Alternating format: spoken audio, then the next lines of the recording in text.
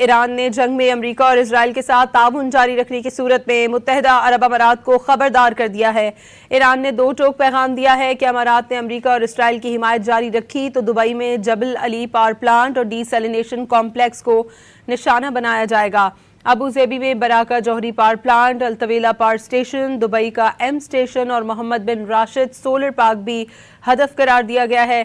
ایران کی جانب سے خبردار کیا گیا ہے کہ اگر اس نے امریکہ اور اسرائیل کے ایران کے خلاف جنگ میں تعاون جاری رکھا تو اس کے اسٹریٹجک انفراسٹرکچر کو نشانہ بنایا جا سکتا ہے۔ ایران نے جنگ میں امریکہ اور اسرائیل کے ساتھ تعاون جاری رکھنے کی صورت میں متحدہ عرب امارات کو خبردار کر دیا ہے۔ ایران نے دو ٹوک پیغام دیا ہے کہ امارات نے امریکہ اور اسرائیل کی حمایت جاری رکھی تو دبئی میں جبل علی پاور پلانٹ اور ڈی سیلینیشن کمپلیکس کو نشانہ بنایا جائے گا۔ ابو ظبی میں براکہ جوہری power plant, Al Taweelah power station, Dubai کا ایم سٹیشن اور Mohammed bin Rashid solar park بھی ہدف قرار دیا گیا ہے۔ ایران کی جانب سے خبردار کیا گیا ہے کہ اگر اس نے امریکہ اور اسرائیل کے ایران کے خلاف جنگ میں تعاون جاری رکھا تو اس کے اسٹریٹجک انفراسٹرکچر کو نشانہ بنایا جا سکتا ہے۔ ایران نے جنگ میں امریکہ اور اسرائیل کے ساتھ تعاون جاری رکھنے کی صورت میں متحدہ عرب امارات کو خبردار کر دیا ہے۔